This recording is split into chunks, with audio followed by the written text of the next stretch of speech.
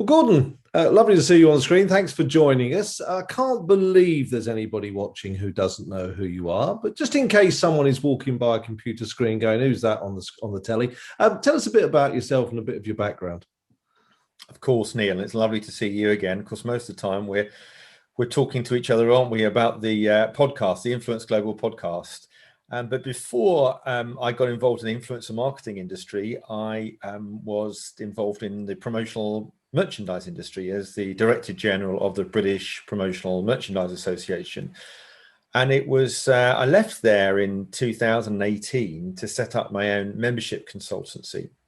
And it was during that time that I met up with an old friend of mine, Andrew Cantor, that runs the Branded Content Marketing Association, which is a global community of agencies, brands, and broadcasters. And it was during that time, we were talking about the growth in influencer marketing and why wasn't there any sort of representative body or organization that was able to support both the industry, companies, individual influencers as well. Anyway, cut a long story short, we decided to create a new division within the BCMA called BCMA Influence. And it was that we launched that in 2019, July 2019. And then not long after, of course, I approached Kogan Page, which is publishers, global publishers, about writing a book on influencer marketing. And the reason why I wanted to do that is because, a lot of people outside of the industry per se really still didn't understand what it was all about and how to go about doing it. So I thought, well, what better way to do it was actually to almost, from my new lenses perspective, create this sort of strategic overview.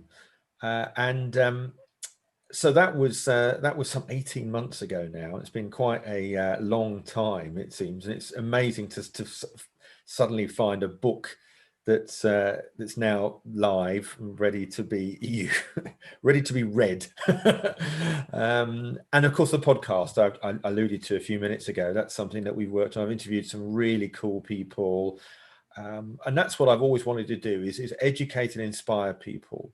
And give them a better understanding of what this exciting industry is all about. And it is a young industry, isn't it? So people coming into this, there's not like this huge history of how it should be done. The pages are being written or the pages of the manual are being written as we progress. Has it changed even in these early days, though? Yeah, I mean, actually, in the early days, it was largely influencer. I mean, if you go back in time, actually, influencer marketing is effectively what we always used to refer to as word of mouth. Is we trust the opinions of people, friends and family, more than almost anything else. In fact, traditional advertising has been affected, ironically, because people, particularly amongst young, millennials and Gen Zs, they trust it even less. In fact, because they're digital natives, a lot of them, they've grown up with influencers, they've grown up with their YouTube stars, and they will. There's lots of statistics that suggest they trust them more than they do their friends and family, and that's why the shift has been now. In the early days, it was largely about endorsement and brand awareness, which is still a big part of what influencer marketing is involved.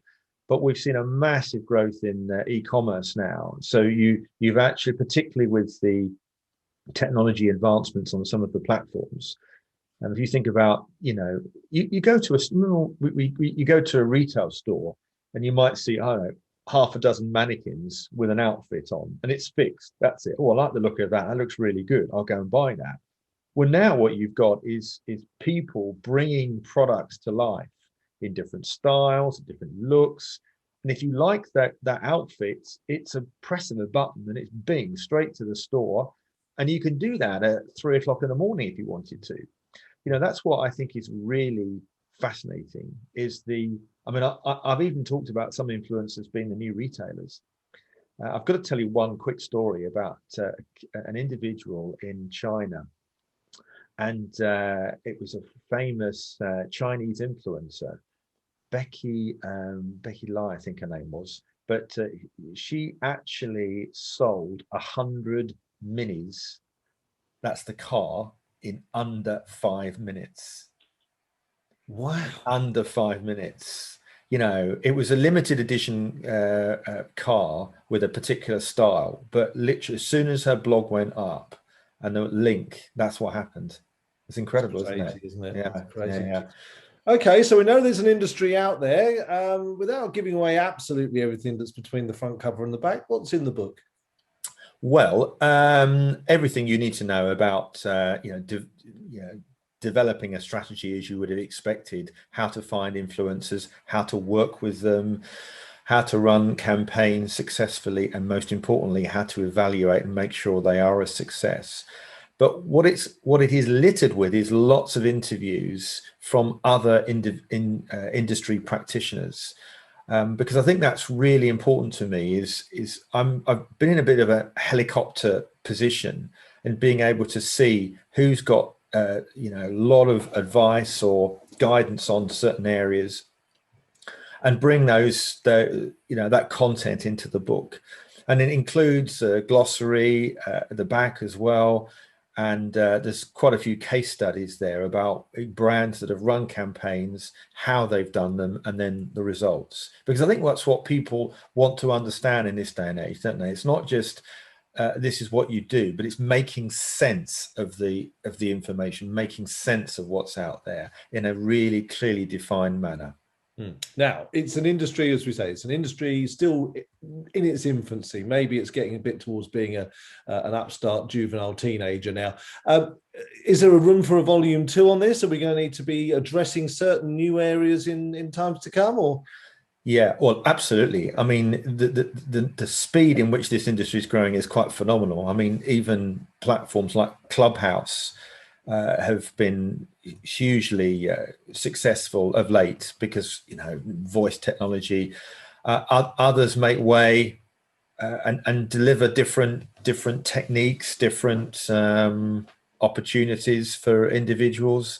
There are fads that happen, of course, in our society. I mean, if you look what's happened to TikTok, for example, over the last couple of years, their app was the fastest and biggest downloadable app in the app stores. Over 2 billion plus downloads. Wow. It is quite incredible. But there's others now popping up that are trying to rival them, and some will be successful, and others will fall away by the wayside.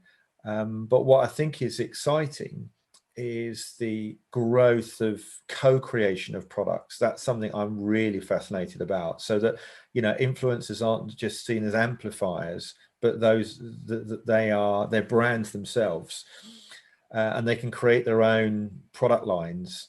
And this is what's happened in China for a number of years, and I would suggest they're ahead of the game here. So Chinese manufacturers and merchants that understand the supply chain have approached influencers and said, look, I tell you what, why don't we create your own product line?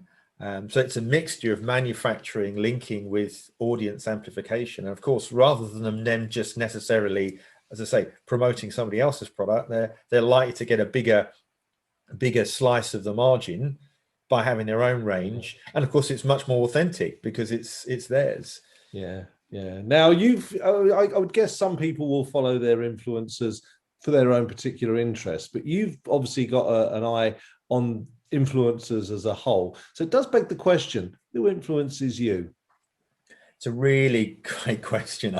It's a question I ask other people, actually, but I almost can't name any individual. Actually, I tell a lie. I will say David Attenborough.